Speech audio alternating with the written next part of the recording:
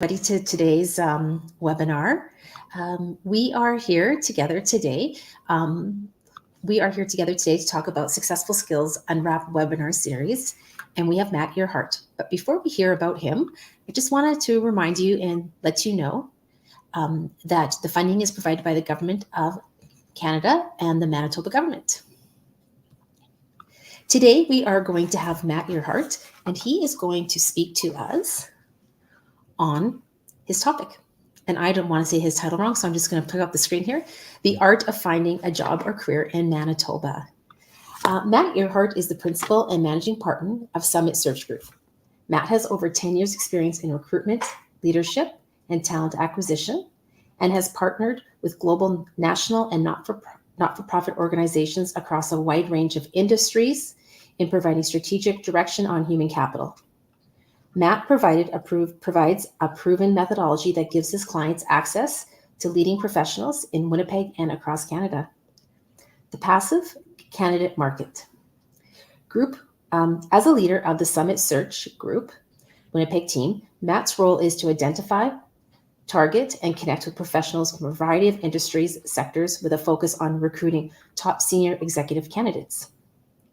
Matt partners with clients to provide direction on talent management and market intelligence across all industry sectors, and has placed executives in startups, small and medium-sized firms, nonprofits, and national corporations. Matt is trusted and valued, passionate about his work, and committed to his clients' success. Matt's focus is in building and maintaining long-term relationships with clients. Matt is invested in the nonprofit sector, having been a long-standing past board member and past chair of Kids Sports Winnipeg, and involved in various other not-for-profit organizations, including Volunteer Canada, the Future Leaders of Manitoba, the Winnipeg Foundation, and the White Shell Advisory Board. Matt and I have known each other for almost over 10 years, a decade now, and so I'm very excited to have him here to present to you. I trust you're going to enjoy our time together, just as you have enjoyed the other webinars. Matt, the floor is yours. Great. Well, thanks so much, Donna, and welcome everybody to the meeting today. I'm very happy to be coming to you here from Portage in Maine, right downtown Winnipeg, on a sunny, beautiful day in February, which is hard to believe. And so I apologize for a little bit of sun in the face, and got a few screens going on, so I might be looking in a few different areas. But today I'm here to talk about the art of finding a job or a career here in our province of Manitoba. And before I begin, though, I'd like to really set the stage for, a theme that I'd like to present throughout the presentation is, historically, I think the job search process can be seen as a reactive process. It's something that we sit back, we wait for a job, posting to come out that maybe fits what we're looking for, and then we apply, and then we wait. We wait for somebody to get back to us. And throughout the process, it seems to be very reactive. And so what I want to really challenge and encourage everyone who's here today is to really think of the job search process as being more of a proactive process versus a reactive process. And so really taking control of your own job search so that you don't feel like you're at the whim or waiting on other people. You really want to identify what you're looking for and go out and get it. And I'm going to give you an example. I'm going to share a story. Just a couple of years ago, I had somebody reach out to myself. And this person was in Red River College at the time, and they were taking business courses, some human resource courses. And one thing that really stood out to them was recruitment. And they really enjoyed their recruitment courses. They weren't graduating for another few months. And they really wanted to sit down with me and pick my brain, learn a little bit more in the real world what recruiting is all about. And so I gave that person some time, and I was so impressed with their proactive approach to coming to me and asking me a lot of great questions that I told this person, when you graduate in a few months, please call me again because we might have a job opening. And I can say that person is now celebrating their third year working here at Summit Search Group. And he's been a real integral part of our organization. And I didn't recruit him. He came and found us. And so for me, when I look for, talented individuals, somebody who's recruiting us is definitely something that stands out to me as well. And so I wanted to share that story because I think it's a really good example of somebody taking initiative and being proactive in their job search versus, waiting till they graduate and seeing what's in the marketplace. And I think he did a really good job. And so that'll be, I'm going to try to weave that theme throughout the presentation today.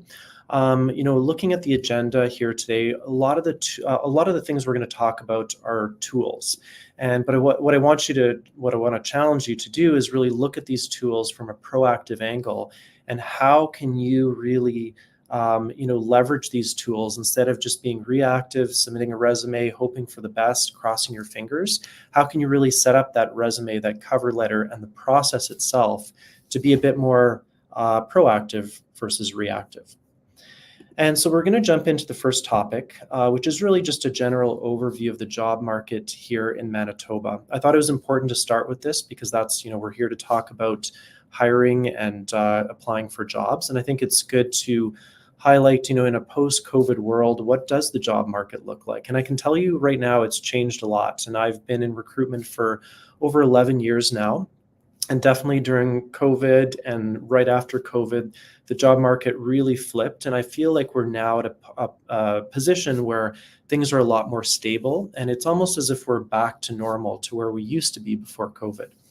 And so I'll share, Manitoba's labor market conditions are unique. Our economy is vibrant, and our province is strongly positioned to embrace opportunities and tackle the challenges of the labor market of the future.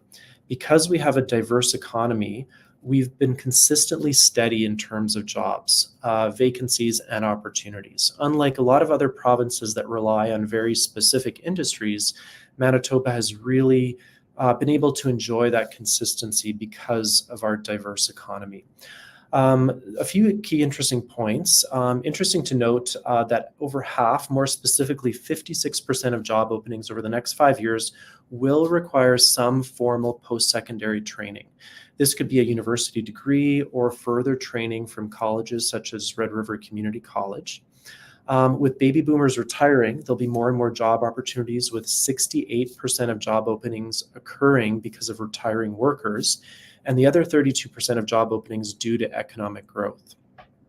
The top industries that will account for over half of job openings in the next few years will be in healthcare, social services, wholesale and retail trade, educational services, public administration, and construction.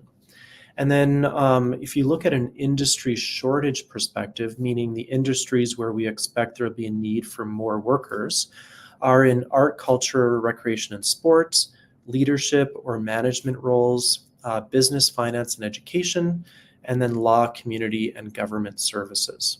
So those are a few stats from Manitoba, and overall the outlook is very positive. Our unemployment rate is expected to remain very low throughout the next 5 years. So from a job seeker's perspective, this is good news, this is positive, and allows for a lot of good opportunity for you to look when you're looking at a new career. So moving on to your job seeker profile. So I want to start here because, before we even jump into resumes, cover letters, applying for work, or interviews, you need to really take a step back and take a strategic look at your overall job seeker profile. So when you find yourself in a position where you're looking for a new opportunity, the question is, where do you start? And the answer is going to be different for everyone. But at the end of the day, there are some simple guidelines we can follow to get us that job we want. Whether you're looking for your first job or you're an experienced professional, looking for a job involves just a few very fundamental steps. There's no doubt that the job search experience can be a bit daunting. And there are those who have luck fall in their lap time and time again, who you can never relate to the hardships of finding a job. But for most of us, the process can be stressful. Self-doubt and fear are two crippling factors sometimes that keep us from finding the job we really want. So two tips that I would encourage you from a standpoint of looking at your job seeker profile is really stay focused by creating a tracking system of the positions you've applied to. I recommend using something as simple as an Excel spreadsheet, and then really staying positive by following up on the positions you've applied to as well. And this goes back to my my focus on being proactive is really following up, and again, not allowing them to, the hiring manager or whoever you're applying to wait for them. It's really important to follow up and really treating your job search like a full-time job. So you're going to want to start by doing a personal inventory of your brand. So in the past, you could really count on a good resume to land you a job, and there was not much more to it. Today, a little more self-awareness is required. Of course, we now refer to this as brand awareness, and you in this case are the brand. So with all the different platforms out there, such as LinkedIn, Instagram, Facebook, it gives the hiring manager a potential window into you and your life. Are you someone they see as a fit for their team? Already, you're being judged and you didn't even know it. So it's up to you as the job seeker to control that narrative. Really consider what you're willing to put out there for people to know. If you have all these different social media platforms, what are they saying about you? And in addition to your work experience, hiring managers can see things like what your favorite food is or what activities you take part in. So have you done a personal inventory on your brand to ensure you're presenting the best image of you? If not, somebody will. We never truly know if our resumes give a great snapshot of who we are and what we've accomplished. And besides that, does the hiring manager even read any of it? So often in the job search, questions can go unanswered, and some things are out of our control. But embracing the good parts means putting content out there that can reflect positively on who you are. Do you volunteer? Do you support any causes? And so I cannot stress enough how your personal life really affects your professional life in this day and age. So make sure you've captioned the best you. The past few years have been one of change, but 2024 can also be a year of growth. And my last point in the job seeker profile is really to work where you belong. Have you ever asked yourself, am I working at the right company with the right people? If you're having a tough time with your job search, I guarantee it is because you're trying to fit into companies where perhaps you don't belong. Find a place where you're celebrated, not merely tolerated. And that means strategically searching employers who are likely to accept you and make you feel like you belong. And this is going to expedite your job search. Finding where you belong is your best strategy a job seeker can use during their job search. Stop looking for a job and instead start searching for employers that will accept you. When you join a company, you join a group, and being part of a group that aligns with your values and interests welcomes you, appreciates your presence, and when they say we, they also mean you, is comforting.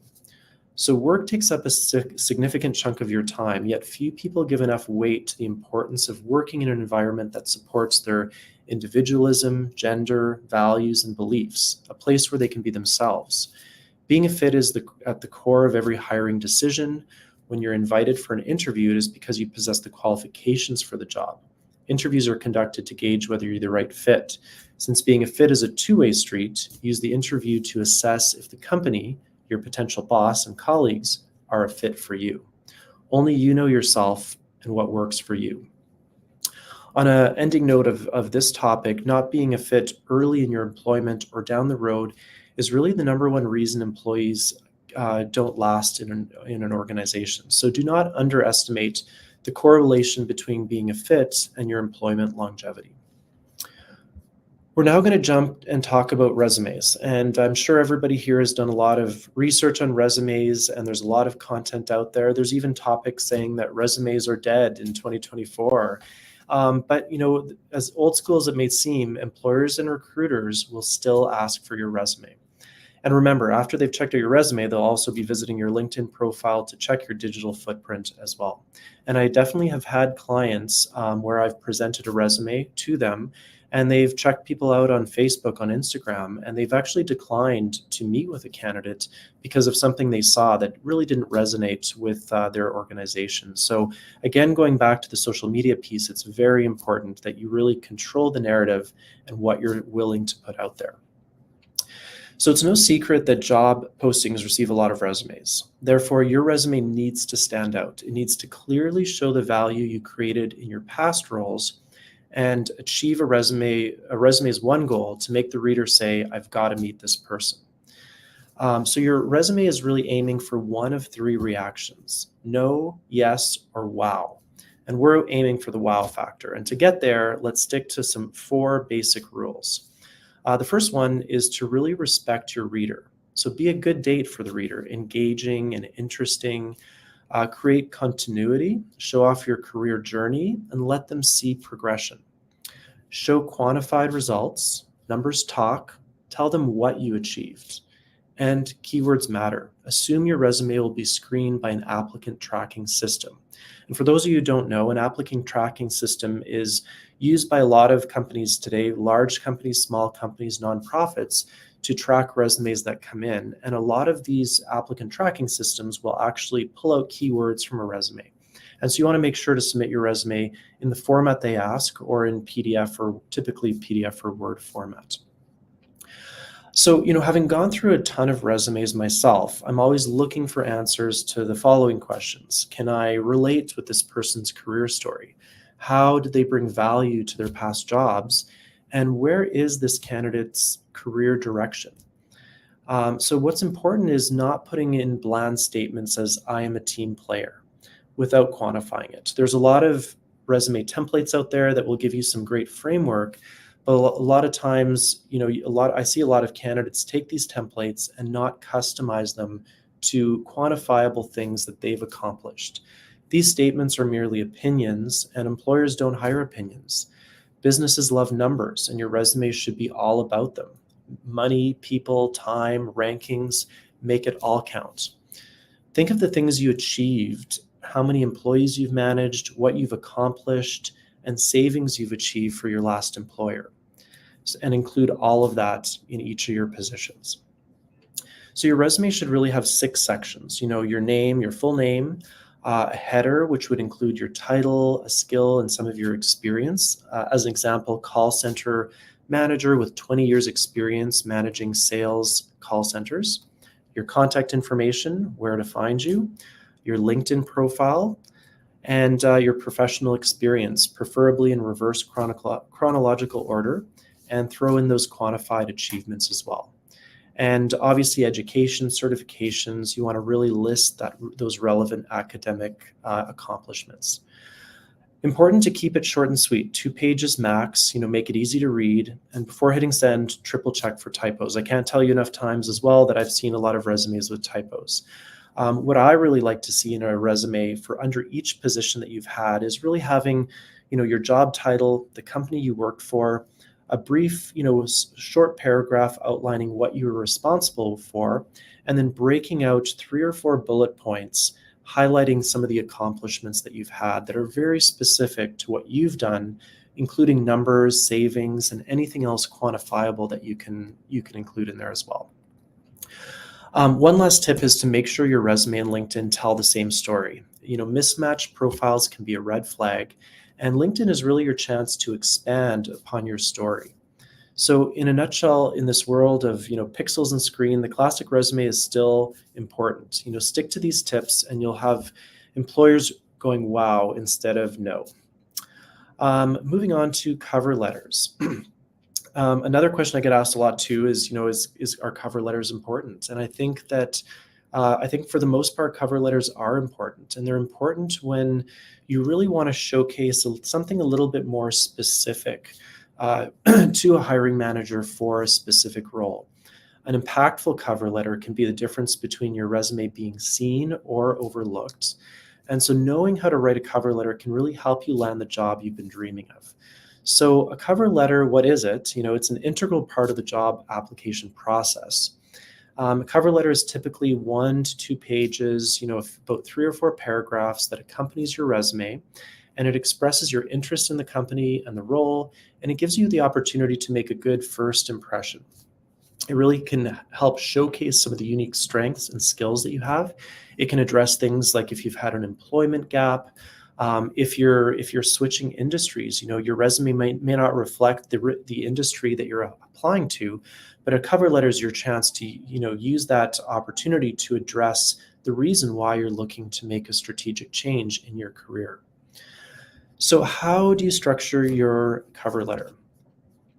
So first and foremost, it's a professional document that acts as your first impression. So looking at about the following things in your cover letter is really important, including your name, address, contact information similar to your resume. Include the date that you're applying on, include the recipient's name and address, and if you can, really try to find out who the hiring manager is for this opportunity you're applying to. A cover letter that addresses somebody specifically is more than likely going to get a higher chance of response than if you just put in to whom it may concern. Introduce yourself and really make your opening paragraph about your interest in the position. Include details on your background, your qualifications that you feel would be a good fit for that role, and end with things you believe distinguish you potentially from other candidates. Even though highlighting your unique skills and experience is essential, including a section on what's in it for them can make a significant impact to demonstrate how your skills can benefit the company you're applying to. Ask yourself, what's in it for them can help you craft a strong cover letter that allows the reader to imagine how your skills can be used. Identify the company or position's needs and demonstrate how your unique set of qualities can meet them. Most importantly, as our theme of being proactive in our job search is include a call to action. A call to action. After writing the body of your cover, you want to include a call to action. Tell the reader what you want their next step to be and what you intend to do. For example, you might tell the hiring manager that you'll follow up with them in a few days. You can also include a way for the reader to follow up with you directly as well. But overall, really make sure to follow the instructions inside the job posting. If the job posting requests that you send your cover letter and resume by email, be sure to follow those directions. The job posting may indicate that you need to submit your application through an online portal. If that's the case, follow those instructions and do not email the hiring manager or recruiter directly. So it's always really key to follow the directions as well. Moving on to networking strategies. So, if you're hesitant to network out of fear of being seen as pushy, annoying, or self-serving, don't be. Networking isn't about using other people or aggressively promoting yourself.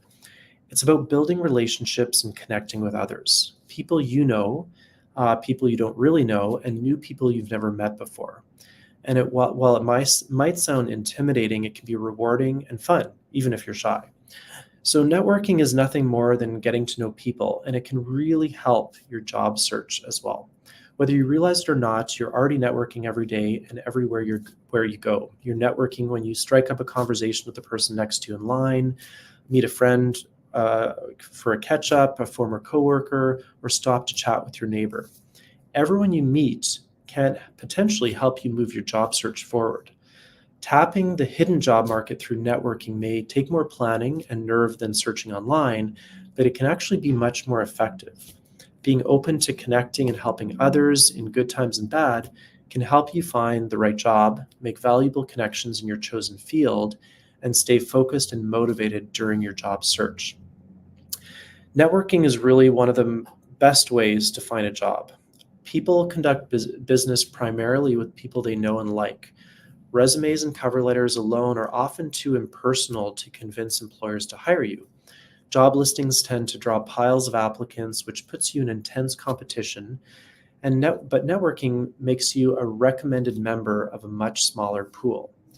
The job you want may not be advertised at all. Networking leads to information and job leads often before a formal job description is created or a job announced. And I'll go back to my example with my colleague that I hired almost 3 years ago, really looking at his strategy as a networking strategy. He didn't necessarily have expectations when he reached out to me in order to learn more about the recruitment space, and I didn't really have a job at the time. But by the time him and I connected and we realized a lot of our goals were in line, we realized that there could be a lot of potential, and we ended up creating a job. And that's when we talk about the hidden job market. There's often opportunities for employers to create positions if they feel that you could be a good fit for that. So, ensuring that you make a list of people in your network, and reach out to those people. Your network is likely bigger than you think. It can include your family members, friends, neighbors, coworkers, colleagues, and even some casual acquaintances. Start going through your social media accounts and writing down names. You'll be surprised at how quickly the list grows. Think about people you know from former jobs, high schools, social media, and your neighborhood. Also, think about people you've met through your close connections, your sister's coworker, your best friend's boss, your college roommate spouse, friends of your parents, your uncle's business partner. Don't forget to include people like your doctor, your landlord, your accountant. So you do have a job network, and it can be more powerful than you think. The next step is really to reach out to that network. All the connections in the world won't help you find a job if no one knows about your situation. Once you've drawn up your list, start making contact with the people in your network. Let them know you're looking for a job. Be specific about what kind of work you're looking for, and ask them if they have any information or know anyone in a relevant field. Don't assume that certain people won't be able to help. You may be surprised by who they know. And it's important to really figure out what you want before you start networking. Networking is most effective when you have specific targets and career goals. It's hard to get leads with a generic, let me know if you hear anything request. You may think you'll have better job luck if you leave yourself open to all possibilities, but the reality is that this openness creates a bit of a black hole that sucks all of the networking potential out of the connection.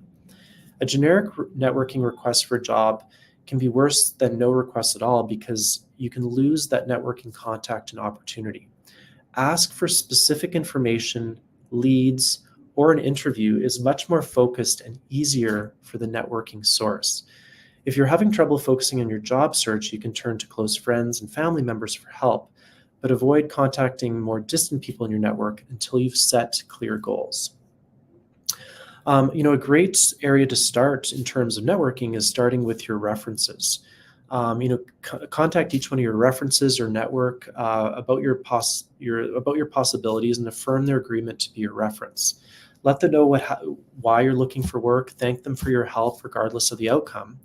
And perhaps people like to give advice and be recognized for their expertise. Almost everyone knows what it's like to be out of work or looking for a job, and they'll really emphasize with your situation. Reconnecting with people in your network should be fun. Even if you have an agenda, the more it feels like a chore, the more tedious and anxiety-ridden the process will be. I think the most important thing, though, is to really slow down and enjoy the job networking process. Effective networking is not a process you should rush. This doesn't mean that you shouldn't try to be efficient and focused, and hurried. But when you network, you should slow down, be present, and try to enjoy the process. This will speed up your chances for success in the job hunting race. Just because you have an agenda doesn't mean you can't enjoy reconnecting. And, lastly, find ways to reciprocate. Always remember that successful networking is a two-way street. Your ultimate goal is to cultivate mutually beneficial relationships, and that means giving as well as receiving. Send a thank you note, ask them about their family, email an article you think might interest them, and check in periodically to see how they're doing. By nurturing the relationship through your job search and beyond, you'll establish a strong network of people you can count on for ideas, advice, feedback, and support. Next, we're going to move on to job interviews. So the first thing I want to share is that, the job interviews are no easy feat, and the hiring process can be fraught with human biases. Bias is universal and omnipresent. It cannot be avoided. It's not a character flaw, but it's simply how our brain operates. And this is really why hiring is never simply black and white and can be filled with shades of gray. Every job seeker asks, what are employers looking for? And the answer is there's no coalition of employers. Employers are individual HR managers. They could be CEOs of companies, department managers, business owners, and recruiters with personal specific pain points coupled with their respective human biases looking for employees to solve their problems. So my advice is don't overstress, necessarily your resume format, your clothes, your LinkedIn profile, or mannerisms. While these have importance, their importance varies wildly from employer to employer, from industry to industry, from region to region, and from interviewer to interviewer. From both sides of the hiring desk, everything goes into the mix, past hiring mistakes, biases, and commonalities. To increase your job search success and mitigate the consequences of human bias, stop chasing the wrong job ads and employers. Go back to what we were talking about earlier and think, I'm not looking for a job, I'm looking for my group and where I belong. Find employers who will understand you, and more importantly, whom you understand and believe in as well. Look for like-minded individuals, look for where you feel comfortable, and look for employers who identify with you and would be proud to be associated with you as well. So some of the hiring fundamentals, while there's no universal hiring methodology, job seekers should keep these two hiring fundamentals in mind when interviewing. When an employer believes a candidate will add more value to their company than they will cost them, that individual will be hired. Employers hire to achieve results, therefore emphasize the results you achieve for your previous employers. And secondly, getting hired requires more than just being qualified. You must be liked, and being likable supersedes, in some instances, your skills and experience. And since there's no universal hiring methodology, all you can do is do your best. So relax, stop trying to contort yourself into what the experts are advising employers are looking for. Look for companies where you'll fit in, considering the hiring manager's pain and how you can solve, with your skills and experience, the problems the position you applied for exists to solve. When interviewing, focus on making a connection with your interviewer. Following this advice will improve your job research results, even though there is no universal hiring methodology. My last topic today is really on professional development. And I think, in today's competitive job market, it's not enough to simply have the required education and experience. Employers are really looking for candidates who can bring additional skills, knowledge, and expertise to the table. That's why professional development is more important than ever for job seekers.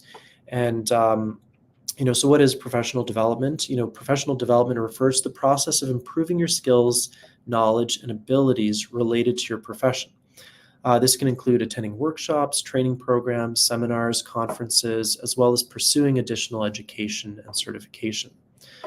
Why is it really important for job seekers? Is it really helps you stay up to date with the latest industry trends, technologies, and best practices. It makes you more competitive in the job market and more valuable to potential employers. Professional development provides you with the opportunity to learn new skills and enhance your existing one. This can make you more versatile and adaptable in the workplace and can help you take on new challenges and responsibilities. From a networking perspective, professional development events and activities are a great way to meet new people and build your professional network. This, as we said earlier, can lead to new job opportunities, referrals, and recommendations. Pursuing professional development shows potential employers that you are committed to your profession and to continuous learning and improvement. This can make you stand out from other candidates who may not prioritize their professional development. So, what to look for when you're looking at professional development opportunities? First and foremost, it's really important to identify your goals. As we've talked about, being strategic, not just jumping on a course that you see out there, but really being strategic and doing the research to identify what are your goals by taking this course. This can help you select the most relevant and effective activities and programs. There are many ways to pursue professional development, including online courses, webinars, in-person workshops, and training. Look for opportunities that align with your goals and interests. Leverage your network once again. Talk to colleagues, mentors, industry professionals to learn about professional development opportunities and get recommendations. And really make time for that learning. Professional development requires time and effort, but it's an investment in your future.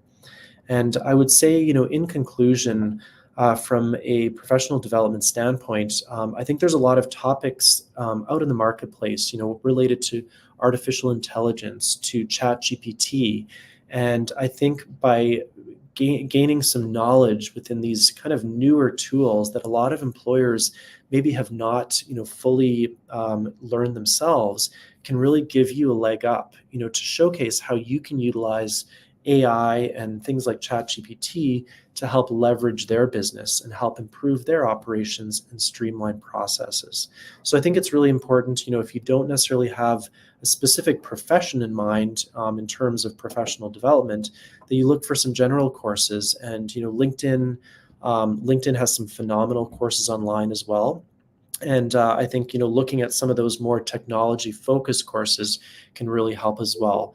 But also, looking at some of the fundamentals, being in Excel, working in Excel as an expert can be very beneficial to a lot of careers, whether you're looking at sales, leadership, operations as well too. So really, professional development is an essential component of a successful job search.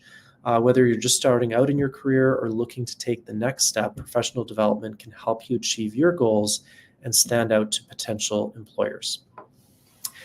So that's the end of my formal presentation. Again, I just want to leave with the fact that, with all these things, these are all tools that you can use, and they should all be part of your job search strategy, but really taking each tool to try to identify how you can really turn it into more of a proactive approach versus just being reactive and waiting, I think is really important. So, reach out to your network, tailor your resume to really fit, a few key roles that you're ready to go, and, start applying to jobs and making connections in the marketplace.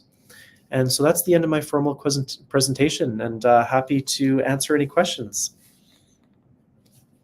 Oh, I think you're on mute. I am, yes. It's because I tap my finger when I'm sitting here and I don't want it to interrupt you. So just a personal thank you. That was amazing. The amount of information you shared in a very short period of time was just amazing. So, and the comments are sharing that as well. So I am going to post a question that has come up and I'll let you read it.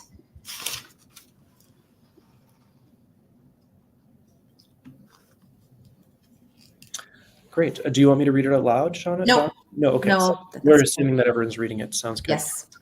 So great question. I think that, I think it's always wise to follow up, even if it says that, they'll be in touch. I think that following up one time in that case, even though they've given instructions that they will get back to you, following up one time, maybe it's to make sure that they've received your resume to see if they have any questions. If you don't hear back after that time, it's probably best to follow their directions in that case. But I don't see a problem in following up, at one time in that case. So if I could build on that, it's an interesting question because my nephew's looking for a summer job.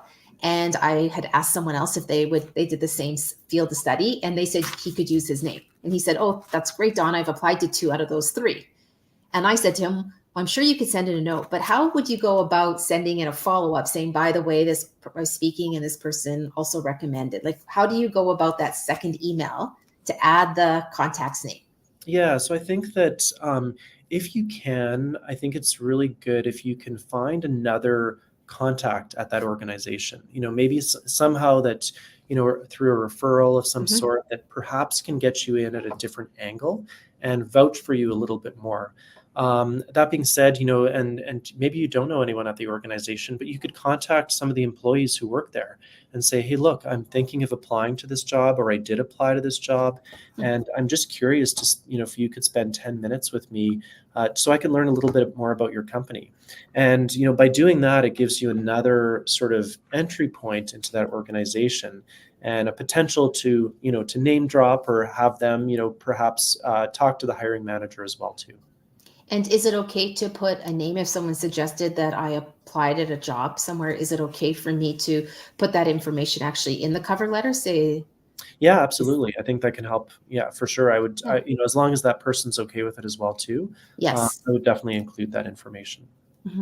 And a couple of the questions are around, in particular, this one, it'd be great if you could focus on the newcomer. Yeah, I'm just going to blow it up here.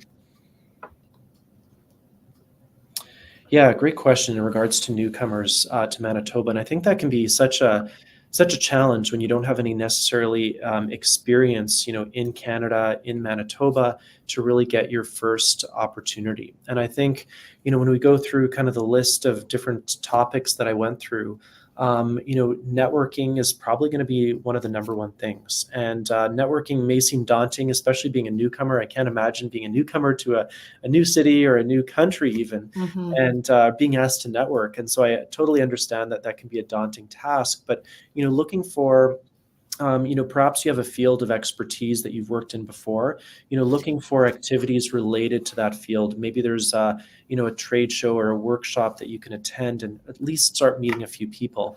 Maybe there's also some volunteer activities that you can do, whether it's, lending your time as a volunteer on a board of some sort as well too, that can really help start building those connections. And from each of those connections that you make, asking for other referrals, sharing a little bit about what you're doing and what you're looking to get into, I think can be helpful. And I think for newcomers to Manitoba, the number one way to focus is on networking and start gaining a little bit of that Canadian experience that can be shared in your resume, that perhaps somebody else can, make an introduction for you or vouch for you in the process, because it can be very hard to apply with a resume that does not have any necessarily Canadian experience, because a lot of employers are maybe going to shy away from, interviewing somebody with that experience. But I think if you can showcase, how you've really entrenched yourself in the local marketplace, whether that's through networking events, volunteer activities, it's going to help, put yourself in, a better position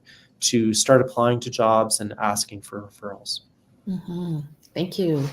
I do think about that newcomer, and I think about going into the spaces, and some of the ideas you have are potentially opposite of what they've been taught in their homes, right? I've been taught things about applying for work in my home. You've been taught things in your home.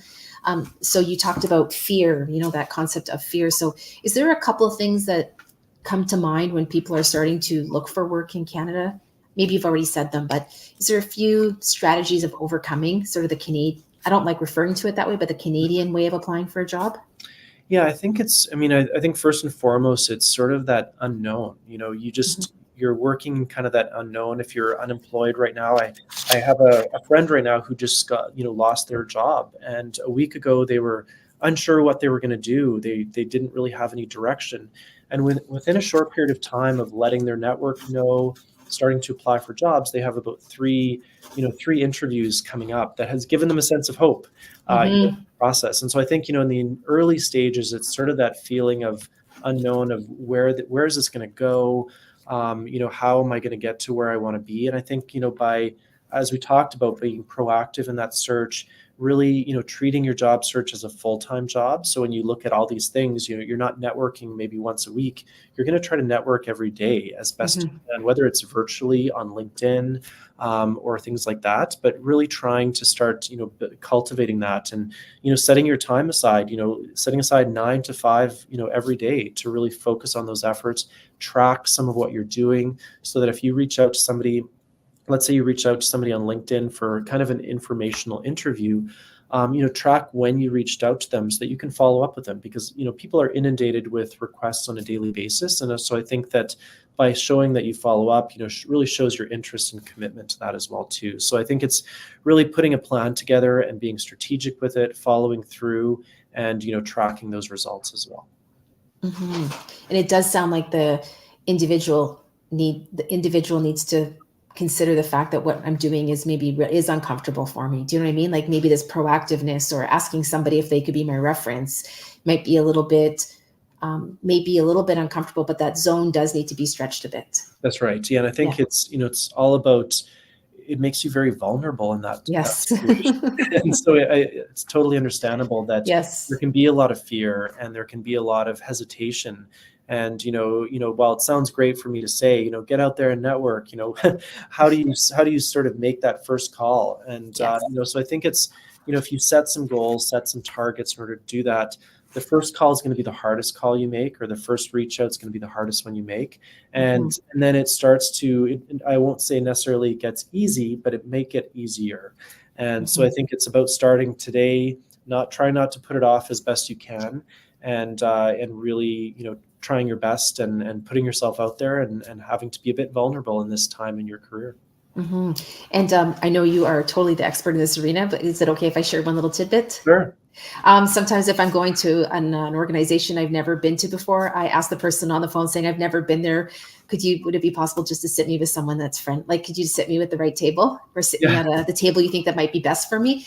So I'm letting them know I've never been there. I'm brand new. I don't know a single person in the room potentially. And I usually find the person who's doing the seating arrangements or the bookings, they really want you to feel comfortable. So Hmm. that's a vulnerability again of saying, so just that's one little tidbit I have. Yeah. How would I find out? I have so many there's some other questions here. How would I know I'm a good fit at a company? How would I know that? By reading a little article or going online? Yeah, I mean, I think it is hard to know, first of all, like by just looking online. But I think that a lot of companies are doing a better job than they have in the past in really sharing, their values. And I think, a lot of companies are really showing how they live those values as well, because it's one thing Yes. to have a list of values in your website.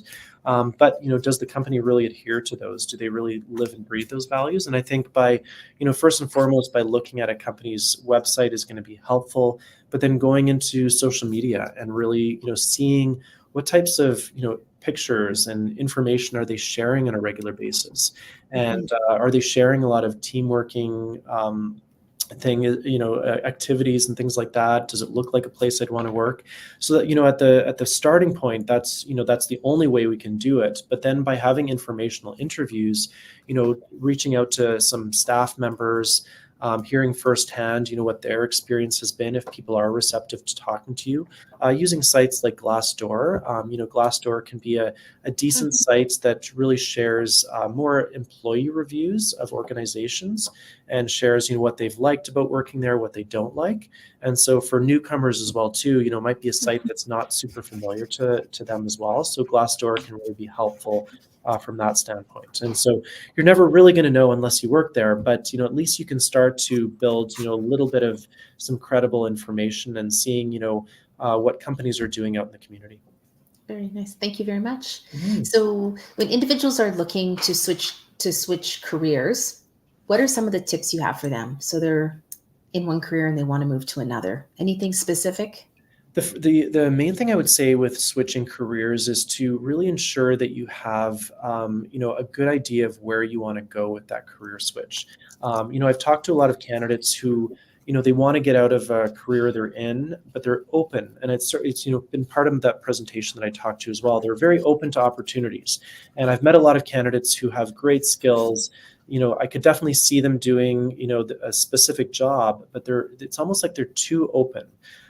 Need to refine that a little bit more. So what I always encourage candidates to do is, if you're looking to switch careers or switch paths, is really to have like 2 or 3 streams that you're looking at. And so they can be very different from one another. One could be looking at a career in the nonprofit sector, one could be a sales job, and one could be more operations focused. But really digging deep in each of those 2 or 3 areas, in terms of your resume itself, in terms of why you want to get into that specific space. And because if you go into an interview and you haven't really fully thought of all those reasons why you want to be in that industry, an employer might say, well, hey, Donna could do the job, there's no doubt, but is this really what she wants to do? And so when you're too open, a lot of employers can see through that, and they'll be more concerned with your longevity than if you can do the job today, that's great. But is Donna really going to stay long term if she hasn't really evaluated if this is the career path for her? So you really want to come into an interview with the approach that you've done your research. This is the career path you want to get into, and really be clear and confident in that. They don't need to know you might have 2 or 3 paths, but it's important to showcase that that your confidence in that specific career path. And I'm assuming it's also beneficial for you to be able to talk about your skills and how they're transferable, in case they may not be able to see them because they don't know the work. So I'm assuming that's also an important part. Do you believe in yourself to do it? You'll be more easily able to adapt some of the skills and experience you have to that industry if you've really thought it through and done your research in that space as well. Many people associate quantifiable accomplishments to like sales, right? Or you will see it if you're the person responsible for lean on the manufacturing floor. So how do you work around that concept you talked about quantifiable accomplishments if it's not something like you see in yourself, or not something that you've ever been talked about? Yeah, it's a great question. I think like historically, sales has typically been the career that you have a lot of your accomplishments listed, and other careers, are sort of softer skills and don't really mention a lot of quantifiable things. But what I'm finding is employers are really looking for you to really share that story of not only, here's my job, here's what I was responsible for, and here's what I accomplished. And so when you put that in a resume in that format, it really tells the story instead of just, a list of responsibilities or mixed in with accomplishments can make it harder to read. But when you have it laid out in that format, it can tell the journey, in each position.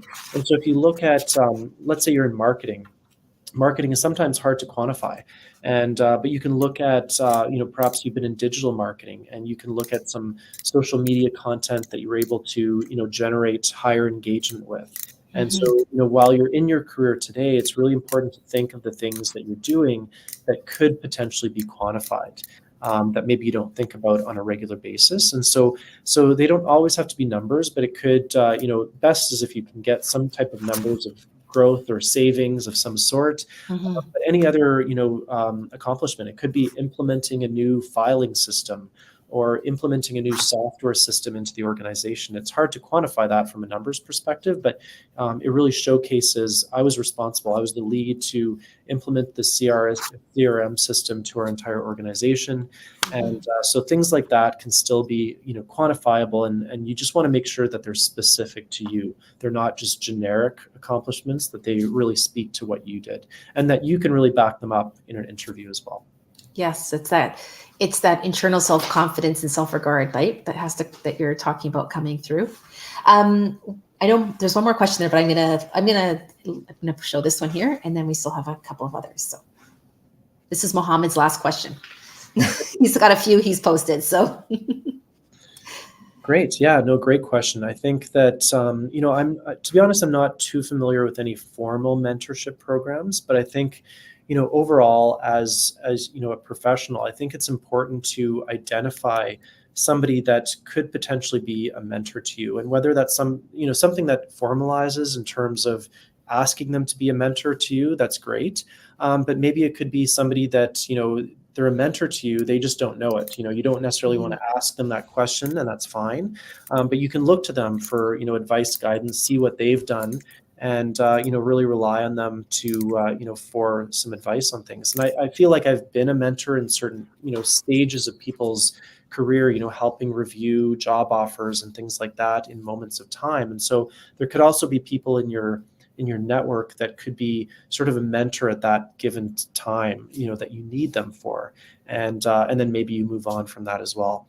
From a professional association standpoint, I think that it's again, it really solidifies, your experience within that specific profession. And not only does it solidify that, but it gives you opportunity to network with other people in your industry, becoming well known, especially in a city like Winnipeg. While we're a growing population, we're still a small city, and so when you join an association, you're likely going to be able to quickly get to know a lot of the people there.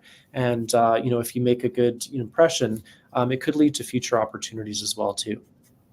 And good ideas for you to bring back to your company as well, right? Make you better, stronger in your own role. Is it okay to post things like like if you took a course on LinkedIn, or you took a course on like another course, do you just link those in? Do you just post those in your education section, or how would I actually show that in my resume?